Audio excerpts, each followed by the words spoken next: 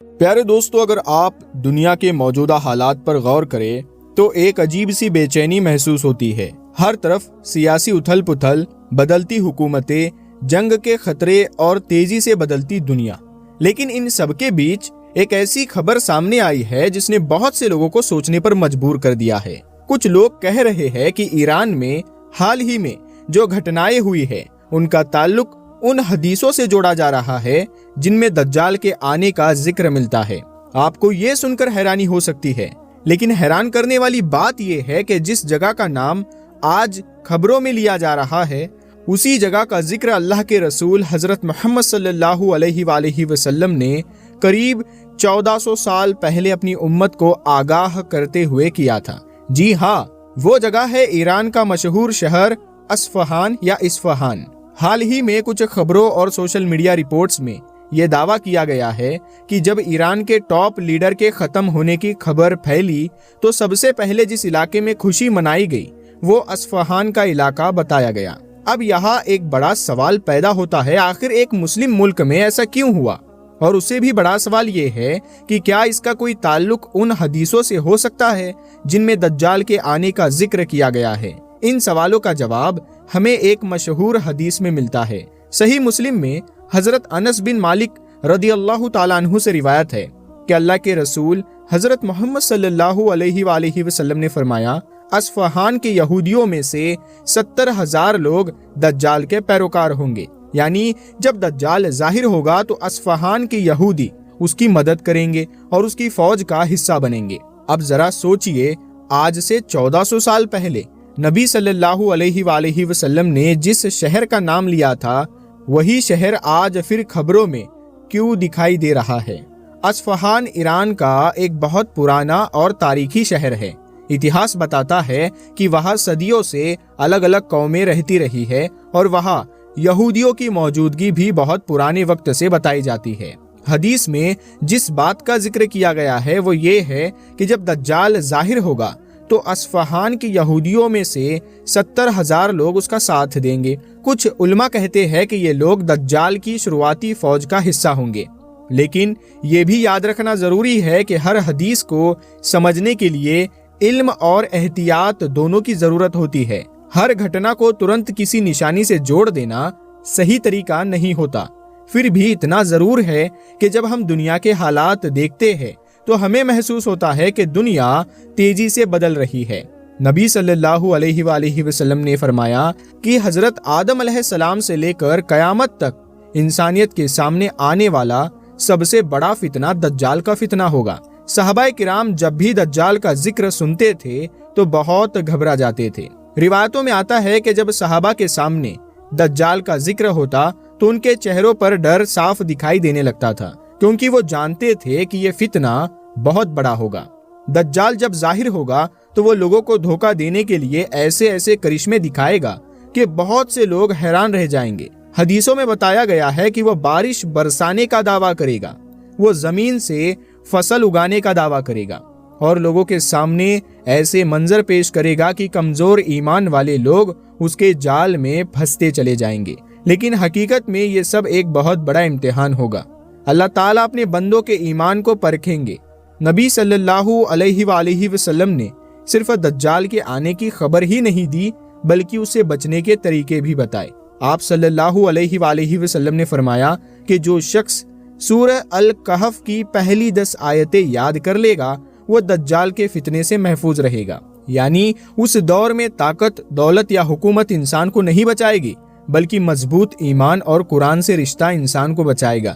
حدیثوں میں یہ بھی بتایا گیا ہے کہ دجال کے آنے سے پہلے دنیا میں ایسے حالات پیدا ہوں گے جن میں سچ اور جھوٹ کا فرق کرنا مشکل ہوتا جائے گا۔ جھوٹ کو سچ کہا جائے گا اور سچ کو جھوٹ بتایا جائے گا۔ خیانت کرنے والے کو امانت دار کہا جائے گا اور امانت دار کو خیانتی بتایا جائے گا۔ اگر آج کے حالات دیکھیں تو بہت سے لوگوں کو لگتا ہے کہ دنیا میں ایسا ماحول بنتا ہوا نظر آ رہا ہے جہاں میڈیا، سیاست اور طاقت کے ذریعے لوگوں کے دماغوں کو اس طرح بدلا جا رہا ہے کہ سچائی پہچاننا مشکل ہوتا جا رہا ہے۔ بہت سے علماء کہتے ہیں کہ دجال کا فتنہ اچانک نہیں آئے گا بلکہ اس سے پہلے دھیرے دھیرے ایسا ماحول بنے گا جس میں لوگوں کے یقین بدلیں گے اور پھر ایک وقت ایسا آئے گا جب بہت سے لوگ بنا سوچے سمجھے اس کے پیچھے چل پڑیں گے۔ اسی وجہ سے نبی صلی اللہ علیہ وآلہ وسلم اپنی نماز کے آخر میں اکثر ایک خاص دعا پڑھا کرتے تھے۔ آپ صلی اللہ علیہ وآلہ وسلم اللہ سے یہ پناہ مانگتے تھے کہ اے اللہ، مجھے جہنم کے عذاب سے، قبر کے عذاب سے، زندگی اور موت کے فتنوں سے اور مسیح دجال کے فتنے سے پناہ دے۔ یعنی نبی صلی اللہ علیہ وآلہ وسلم نے خود اپنی امت کو سکھایا کہ دجال کے فتنے سے بچنے کے لیے اللہ کی پناہ مانگتے رہنا چاہیے۔ لیکن دجال کے آنے سے پہلے کچھ اور نشانیاں بھی بتائی گئی ہے، اور ان میں سے کچھ نشانیوں کا تعلق مدینہ شریف سے بھی بتایا گیا ہے۔ حدیثوں میں مدینہ سے جڑی ایسی باتیں بیان کی گئی ہے جو قیامت کے قریب آنے کی طرف اشارہ کرتی ہے۔ آخر وہ نشانیاں کیا ہے، اور جب دجال اس دنیا میں آئے گا تو مدینہ شریف میں کیا ہوگا، اسی بارے میں آگے کی حدیثوں میں اور بھی ڈیٹیل ملتی ہے۔ دوستو، حدیثوں میں صاف طور پر بتایا گیا ہے کہ جب دجال اس دنیا میں ظاہر ہوگا تو وہ پوری دنیا میں تیزی سے گھومے گا۔ اس کی رفتار اتنی تیز ہوگی کہ بہت کم وقت میں وہ ایک جگہ سے دوسری جگہ پہنچ جائے گا، لیکن 2 شہر ایسے ہوں گے جہاں وہ داخل نہیں ہو سکے گا، اور وہ 2 شہر ہے مکہ اور مدینہ۔ حدیثوں میں آتا ہے کہ ان دونوں مقدس شہروں کی حفاظت کے لیے اللہ تعالیٰ فرشتوں کو مقرر کریں گے۔ جب دجال مدینہ کی طرف آئے گا تو وہ شہر کے قریب تک پہنچے گا، لیکن اندر داخل نہیں ہو پائے گا۔ ایک روایت میں آتا ہے کہ اس وقت مدینہ میں داخل ہونے کے کئی راستے ہوں گے، اور ہر راستے پر فرشتے پہرا دے رہے ہوں گے۔ جب دجال مدینہ کے قریب پہنچے گا تو شہر میں ایک عجیب ہلچل پیدا ہوگی۔ حدیثوں میں بتایا گیا ہے کہ اس وقت مدینہ میں زوردار جھٹکے آئیں گے۔ ان جھٹکوں کے بعد مدینہ شریف میں جو لوگ سچے ایمان والے ہوں گے وہ وہی رہ جائیں گے، لیکن جو لوگ دل سے کمزور ہوں گے یا جن کے اندر نفاق ہوگا وہ شہر سے باہر نکل جائیں گے، اور پھر وہی لوگ دجال کی فوج میں شامل ہو جائیں گے۔ اسی وجہ سے اس دن کو حدیثوں میں یوم نجات یعنی نجات کا دن کہا گیا ہے، یعنی وہ دن جب مدینہ شریف ہر طرح کے نفاق اور برائی سے پاک ہو جائے گا۔ اس کے علاوہ حدیثوں میں کچھ اور نشانیوں کا بھی ذکر ملتا ہے جو قیامت کے قریب آنے کی طرف اشارہ کرتی ہے۔ حضرت ابن عمر رضی اللہ تعالیٰ عنہ سے روایت ہے کہ انہوں نے ایک بار مکہ کی پہاڑیوں کی طرف اشارہ کرتے ہوئے فرمایا کہ جب تم دیکھو کہ ان پہاڑیوں پر مکان بننے لگے اور راستوں میں پانی بہنے لگے تو سمجھ لینا کہ قیامت قریب آ رہی ہے۔ اگر آج کے حالات دیکھیں تو یہ بات کافی حد تک نظر آنے لگی ہے۔ آج مکہ اور مدینہ کے آس پاس کی پہاڑیوں پر بڑی بڑی عمارتیں بن چکی ہے، اور یہی نہیں، پچھلے کچھ سالوں میں وہاں تیز بارش بھی ہوئی ہے، جس کی وجہ سے کئی جگہوں پر ہریالی دکھائی دینے لگی ہے۔ نبی صلی اللہ علیہ وآلہ وسلم نے ایک اور نشانی کا ذکر کرتے ہوئے فرمایا تھا کہ قیامت کے قریب آنے سے پہلے عرب کی زمین پھر سے ہری بھری ہو جائے گی۔ آج ہم دیکھتے ہیں کہ سعودی عرب کے کئی علاقوں میں پہلے کے مقابلے زیادہ بارش ہو رہی ہے، اور کچھ جگہوں پر ہریالی بھی دکھائی دینے لگی ہے۔ حدیثوں میں ایک اور مشہور نشانی کا ذکر ملتا ہے۔ نبی صلی اللہ علیہ وآلہ وسلم نے فرمایا کہ ایک وقت ایسا آئے گا جب اونٹ اور بکریاں چرانے والے لوگ اونچی اونچی عمارتیں بنانے میں ایک دوسرے سے مقابلہ کریں گے۔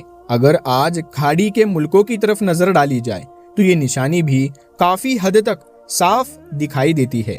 دبئی، سعودی عرب اور قطر جیسے ملکوں میں آج دنیا کی سب سے اونچی اور آدھونک عمارتیں بن رہی ہے۔ ہر ملک چاہتا ہے کہ اس کی عمارتیں سب سے اونچی اور سب سے شاندار ہو۔ ان حالات کو دیکھ کر بہت سے لوگ یہ سوال پوچھتے ہیں کہ کیا ہم سچ میں اس دور کے قریب پہنچ چکے ہیں جس کا ذکر حدیثوں میں کیا گیا ہے؟ لیکن یہاں ایک بات ہمیشہ یاد رکھنی چاہیے، دجال کب آئے گا اور قیامت کب آئے گی، اس کا صحیح علم صرف اور صرف اللہ تعالیٰ کے پاس ہے۔ کوئی انسان یہ دعویٰ نہیں کر سکتا کہ اسے اس کا صحیح وقت معلوم ہے۔